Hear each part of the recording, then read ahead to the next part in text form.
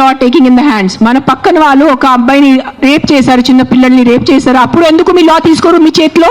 అప్పుడు ఎందుకు వెళ్ళి ఆ మగాల్ని మీరు చంపరు? చెప్పండి అందరు కలిసి.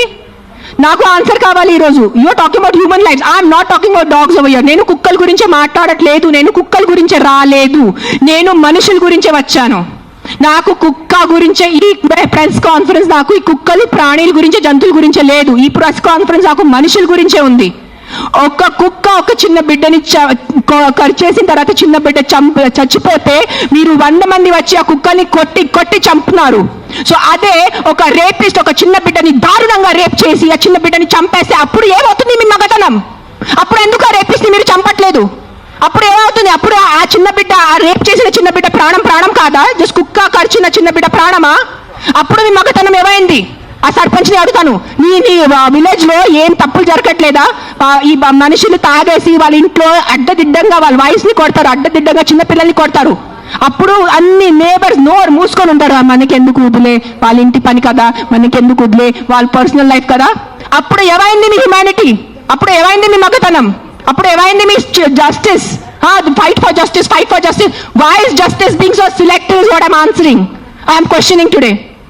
I'm talking about human lives. I'm not talking about dogs. నాకు కుక్కల గురించి సంబంధం లేదు, నాకు మేకల గురించి సంబంధం లేదు, నాకు ఈరోజు మనుషుల గురించే ఉంది. నేను మనుషుల గురించి అడుగుతున్నాను ఈరోజు.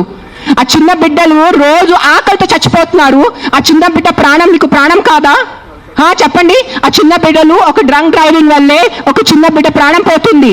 అప్పుడు మీరు అందరూ కలిసి ఆ వీధిలో ఉన్న ఆల్కహాల్ షాప్ ని మూసేసి మీకు దమ్ముందా? కానీ ఒక కుక్కని చంపటం మీకు దమ్ముంది. నిజంగా మీకు దమ్ముంటే మీ ఉన్న ఊర్లో అన్ని ఆల్కహాల్ షాప్స్ మూసేసి చూపించండి. సర్పంచ్ నేను ఛాలెంజ్ ఇస్తాను. నాకు I know what is alcohol abuse. I know how people drink alcohol and hit their kids. I know how men drink alcohol and hit their wives.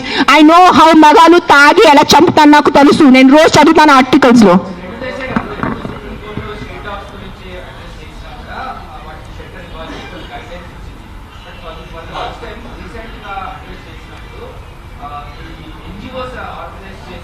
ఇంకొకటి వాళ్ళు చెప్పారు, వాళ్ళు ఒక డిస్కషన్ పెట్టారు, ఏ ఫీడర్స్, ఏ కుక్కలు ఫీడర్ అది చెప్తున్నాను.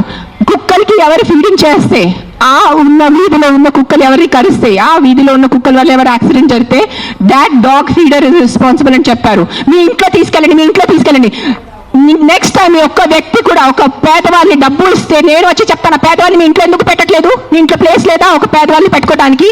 రోడ్ మీద మీ గుడుల ముందు 100 మంది పేదవాళ్ళు, ముసలైన వాళ్ళు, ఇంకా బక్కాయిన వాళ్ళు కూర్చొని ఉంటారు గుడుల ముందు. మీరు వెళ్ళి ఒక 5 రూపాయలు ఇస్తారు, ఆయనకి ఒక 15 రూపాయలు ఇస్తారు. ఆ పేదవాళ్ళని, ఆ ముసలాయిని మీరు ఎందుకు మీ ఇంట్లో తీసుకెళ్ళట్లేదు? సరిగా తిండి పెట్టట్లేదు, సరిగా బట్టు పెట్టట్లేదు, సరిగా ఆహారం ఇవ్వట్లేదు. మనుషుల్ని సెపరేట్ మీరు లెక్క పెడుతున్నారు. ఇది నా కుక్కల గురించే కాదు, మళ్ళీ చెప్తాను, ఇది మనుషుల గురించే. Don't be selective about humanity.